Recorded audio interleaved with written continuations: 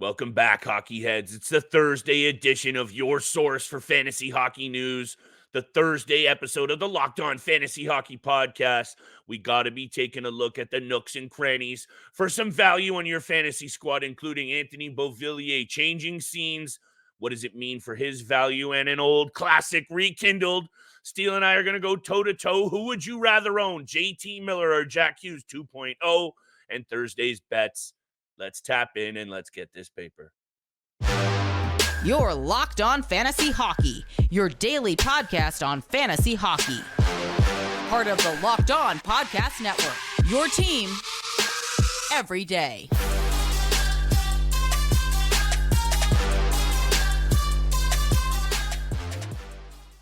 You heard the music and you know what time it is. It's time for the Locked On Fantasy Hockey Podcast, a big Thursday edition, one in which Steele and I are breaking down one of our favorite segments in Who Would You Rather Own?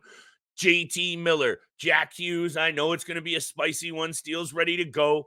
Anthony Beauvillier. It's a bit more of a quiet day, so I got to take a look at this Beauvillier deal and maybe have a deeper look at it, Steele, because if he plays with Connor Bedard, you and I are going to have to discuss it. So we'll break that down very quickly off the top of the show. But thank you so much for making us your first listen every single day. Today's episode is brought to you by Game Time. Download the Game Time app, create an account, and use code LOCKEDONNHL for $20 off your first purchase. Steele, you know we're bringing that heat with the bets at the end of the show. We're righted the ship the last couple of days, picking up some steam there. I hope people out there are feeling the bets. Let us know what you want to hear from the bets. Let us know what you want to hear from the entire show. We're here for you, always trying to get better. And make sure you smash that subscribe button on YouTube and drop us a review on Spotify, Apple Podcasts, wherever you listen. 5 stars. Holler at your boys. Steele, right over to you. Anthony Beauvillier, I know I have a take on this situation. Obviously, he's disappointed so far in his career because it looks like he has all the tools to be at least an offensive production piece. Didn't work out in Vancouver, even though he started hot. But if it looks like he's going to play with Connor Bedard, we've got to be paying attention to this situation because we know if there's one thing, Beauvillier has not gotten the best opportunity to play his game, and maybe with all expectations off and some increased minutes, this is exactly what a guy at only 26 years old has a lot left in the tank as well. Yeah, obviously a lot more left in the tank for Anthony Beauvillier. Beauvillier, part of that Bo Horvat trade from last season. Ever since he stepped foot into Vancouver from the get-go in March, he was very surprising how effective he was offensively. 20 points in 33 games last year, only playing just under, just playing 16 and a half minutes.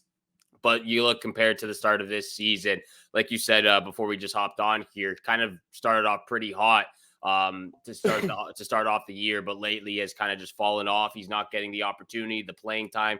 He's only getting just over 13 and a half minutes of ice time so far this season in 22 games, where he only has 8 points and he's only got two assists in his last 5 games that I can see. So really struggling for the Vancouver Canucks, which is surprising because of how successful they've been so far this season. 37 shots on net, 2 goals, 6 assists, definitely struggling with a group that is not struggling besides him. So I think the Vancouver Canucks were honestly just looking to get something out of him and move on from Anthony Beauvillier, because they do really have a deep prospects of players that they've been wanting to get into the lineup for a while now.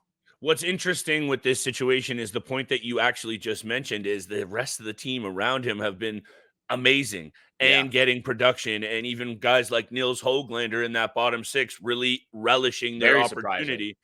Which on this side of the things might not want to jump out at Anthony Beauvillier. And by far, am I not saying go out there and add him right away.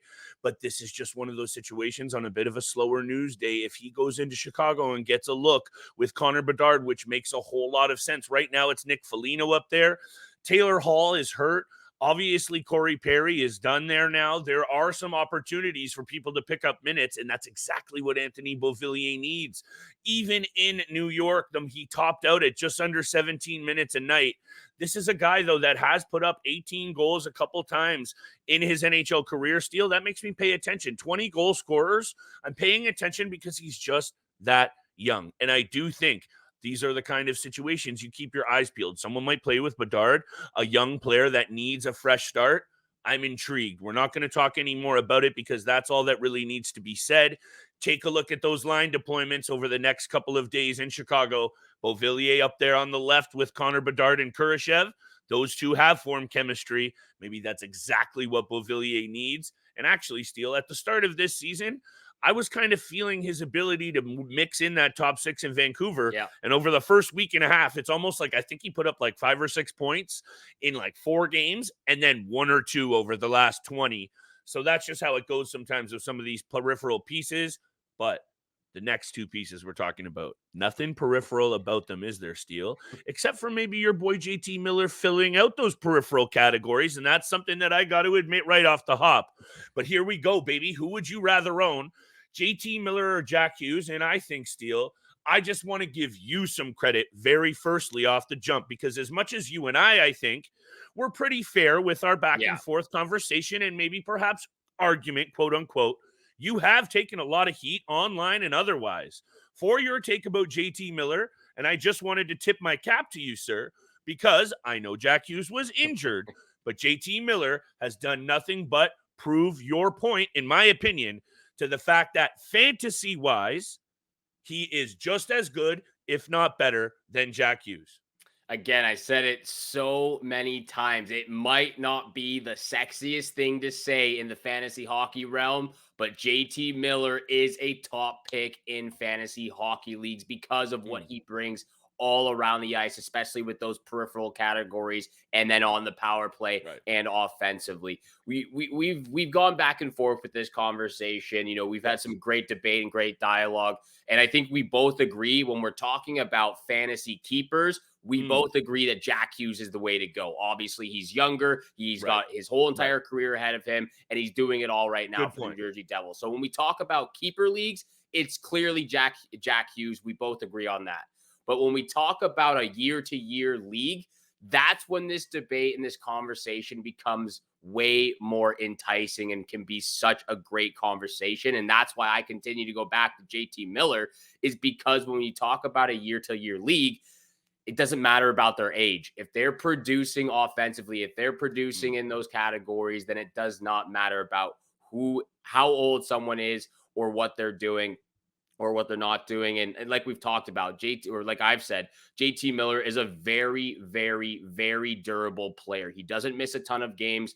And even when he does so, he's pretty much a point per game player. And just looking at where he is right now in the entire NHL, he's top 2 in points, right behind Nikita Kucherov, who has 37. JT Miller has 35 points this season, makes him top 2. He brings the Banger League beauty. He's got 16 penalty minutes. He's got a 1.52 points per game so far this season. He brings shots. He brings hits. He brings blocks. He's a plus 11, which puts him in the top 15 of the NHL for forwards as well, or just for the entire NHL. He does it even strength. He does it on the power play. I've been hearing a lot about how JT only gets most of his points on the power play. We could say the same thing for Leon Draisaitl. And I'm not trying to compare Leon Draisaitl and JT Miller. I'm not trying to compare it. But when we talk about, when you look at Leon Draisaitl, he's a power play juggernaut. He's a specialist juggernaut. He gets most of his points from the power play. And people have been saying that about JT Miller, but he does it both 5-on-5 and on the power play. So for me, I'm going to continue. I'm standing strong on this stance. I'm continuing to go with JT Miller. I'm okay with it, Steele. I thought long and hard about this today, honestly. And I got a little bit more time on my hands than I should have right now. So maybe just hit me with your honest take on this, because this is what I appreciate when you and I do this. No BS here. Call me out on it. If it's not smelling right, let's talk about it. But this is what I thought about it, because obviously this argument right now is hard to make, quote unquote, in terms of the production and fantasy value day to day, because just numbers are numbers, right? JT Miller is putting up more of them. And again, Jack Hughes was hurt, but blocked shots, hits, even total power play points. And again, maybe at the end of the year, if Jack Hughes was healthy, which I know he hasn't been this year, but he is back healthy and now heating up a little bit. I think he's got something like 4 or 5 points over his last couple of games. Anyway, he can be and will be better on the power play in a couple of years than JT Miller. But right now, and this is what I was talking about with this angle. And his ceiling is why I would still go with Jack Hughes. We're talking about who would you rather, and I'm going to stand by mine as well, just like you're standing by yours. Because in a year or two, Jack Hughes might be in a whole other dimension that JT Miller has never even been in, and I'm talking about offensive output. So that's why, and you mentioned the dynasty angle, so I'm not even going to bring up that, but that's why I'm still leaning to Jack Hughes, because I think in a couple of years, we don't even know how good this kid could be on the power play, how good he could be putting up shots. That's another thing he's got. And wait, let me get me my Hughes metric back up here. 67 shots on net. We know he loves to shoot that biscuit. And again, as much as Vancouver has also been impressive this year, Steele, that's my last point, is I love what's going on in New Jersey. A lot of good young pieces, Mercer, Heischer, Luke Hughes, Dougie Hamilton. There's a lot to love about the direction they're going in. And you could probably make a little bit of an argument about Vancouver turning it around too. But that's just one of the other things. I love where the Devils are at over the Canucks. Again, the Devils have had their struggles. This is one of those things, though, Steele, that my bad. There we go. We're getting used to this graphic setup.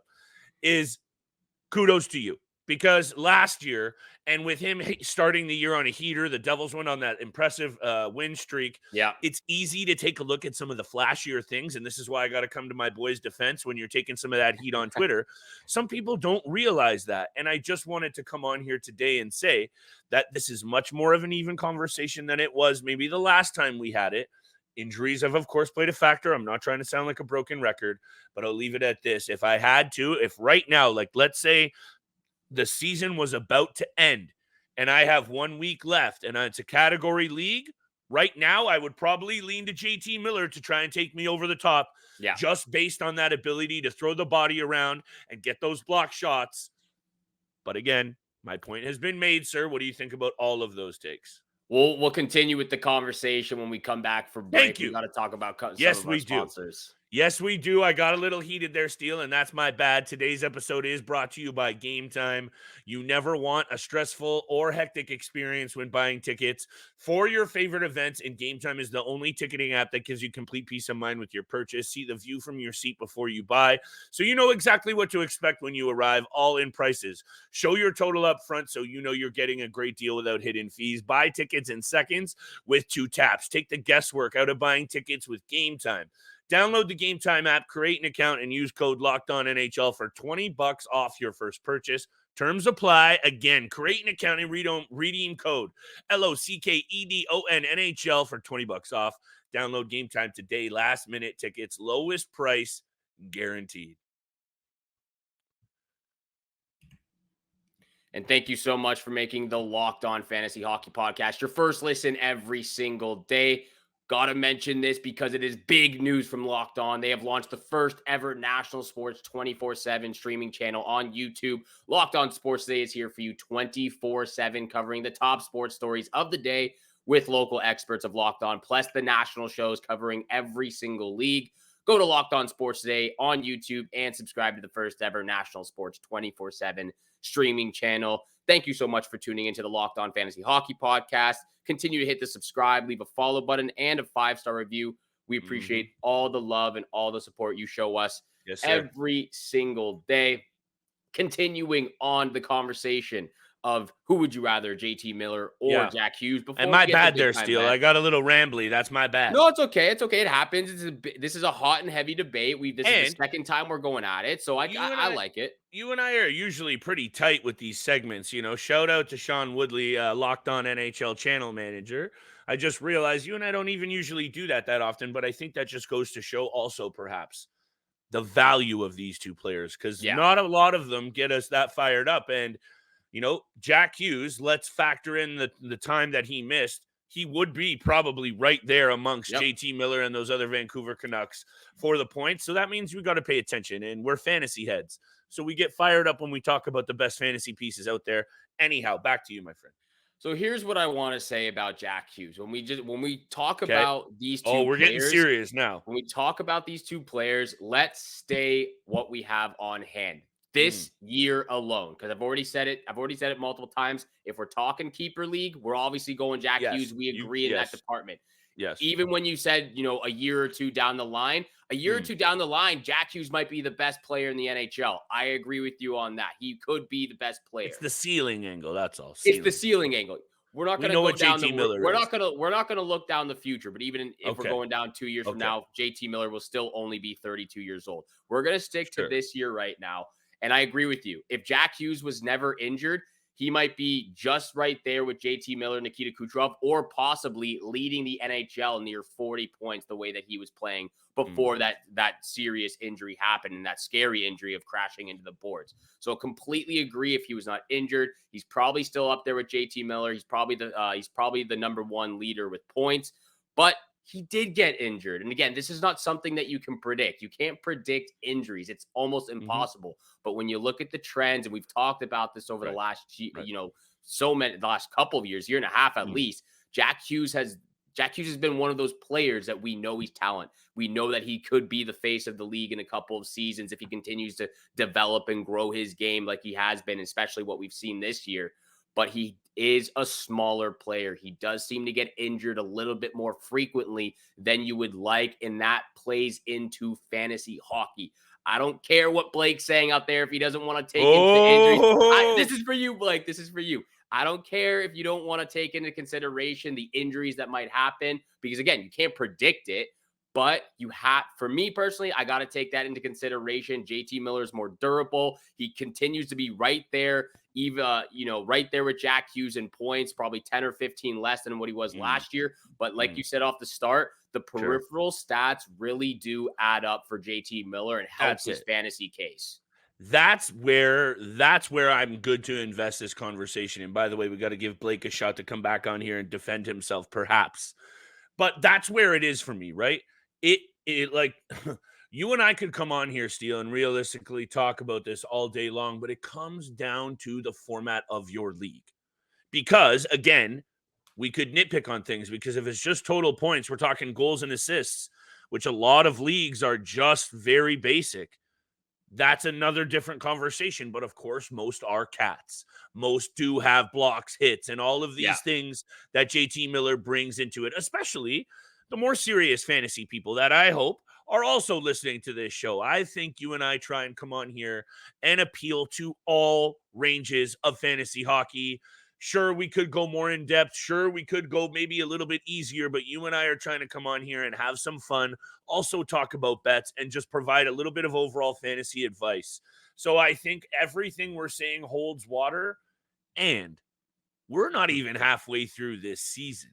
So that's the last thing I just wanted to mention on this topic of who would you rather between Miller and Hughes is, the Vancouver Canucks have started red hot.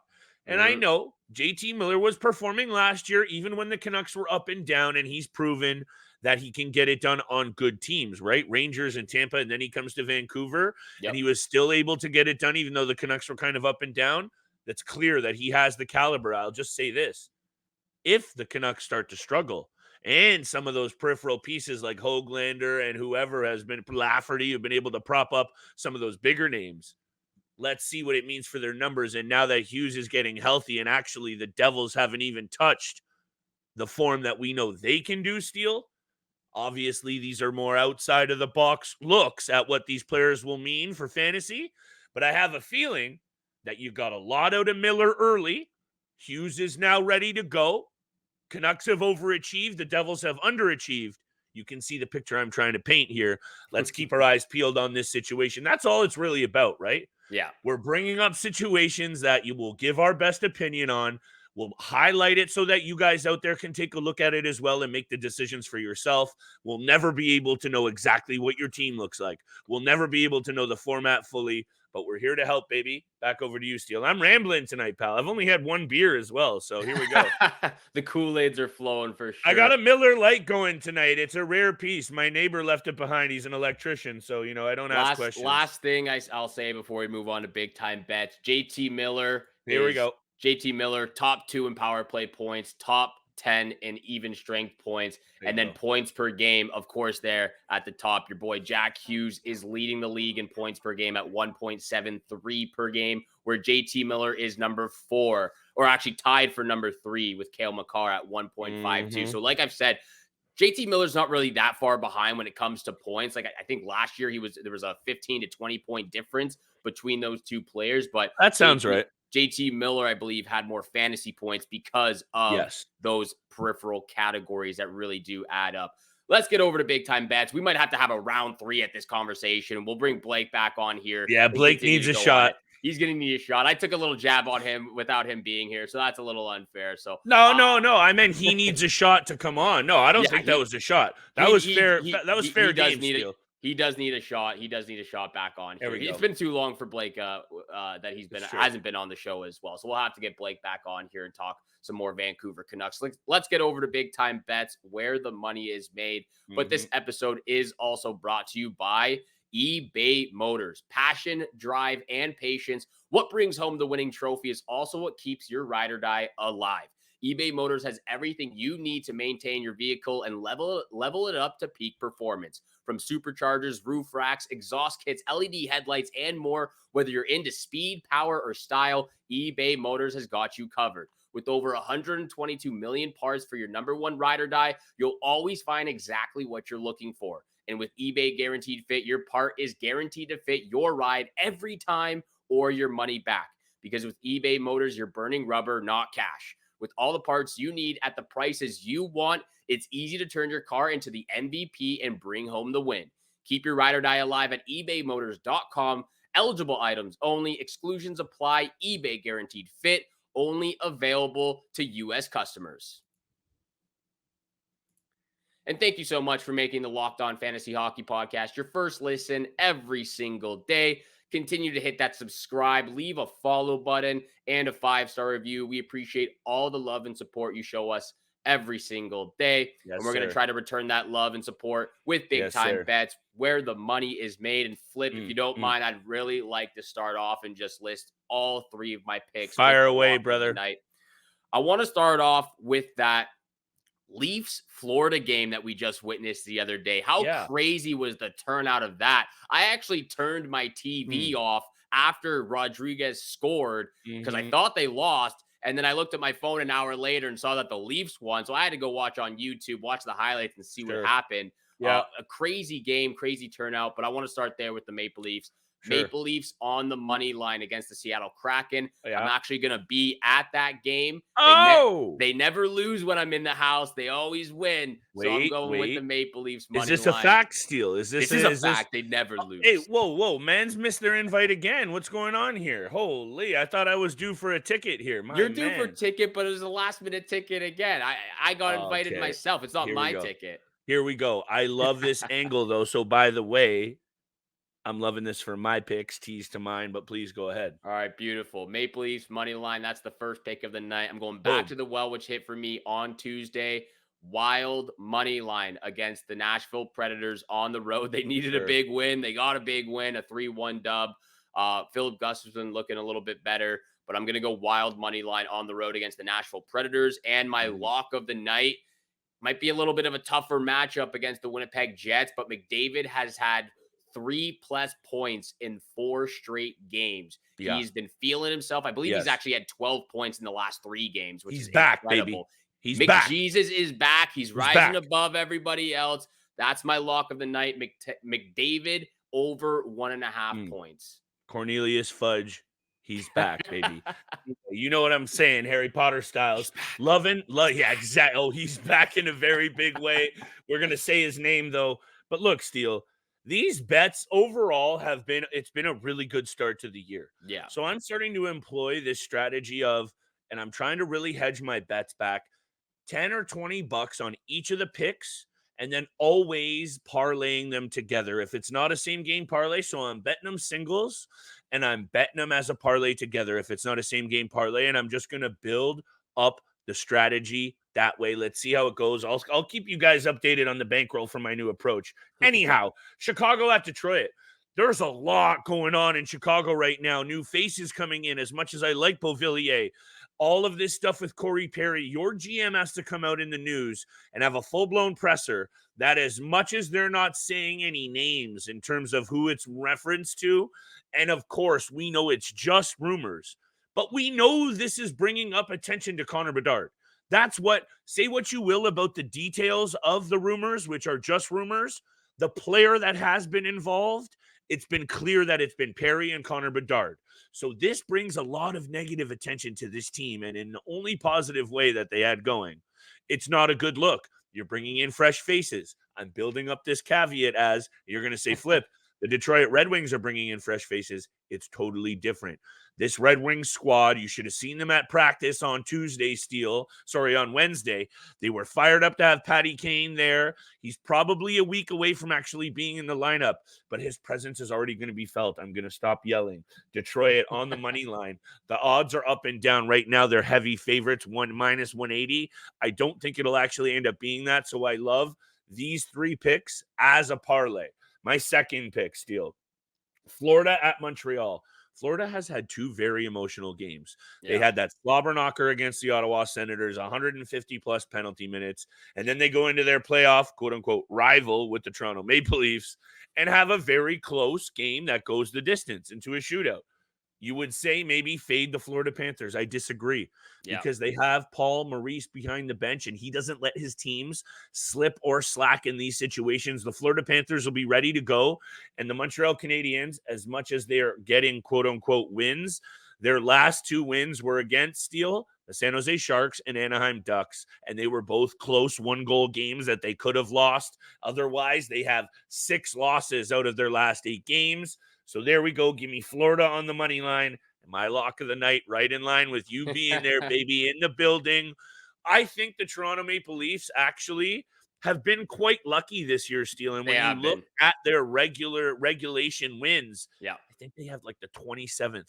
They're in the ball. They have 5 regulation wins. It's either been shootout or overtime. So I think they've been fairly lucky. I believe they only have 5 regulation wins this season. Exactly. So I think they've been quite lucky. However, wins are wins, and here you go with a Seattle Kraken team that's been up and down. Turn it around for real. That's the angle I'm taking. I love Toronto at home on the money line. That's my lock of the night. Do I have an odd there? No, because they're changing. Get the best one out there. Holler at FanDuel. Love to see that we're on the same page with the Toronto Maple Leafs money line pick. Those are the locks of the night and the 3 picks from both Flip, Livingstone, and Steele Roden, myself. Thank you so much for making Locked On Fantasy Hockey Podcast your first listen every single day. And again, big news from Locked On. They've launched the first ever national sports 24/7 streaming channel on YouTube. Locked On Sports Today is here for you 24/7, covering the top sports stories of the day with local experts of Locked On. So go to Locked On Sports Today on YouTube and subscribe to the first ever national sports 24/7 streaming channel. Thank you again so much for listening to today's episode with Flip and I. Have a great day. Good luck with all your bets out there, and we shall see you back here again tomorrow. Peace.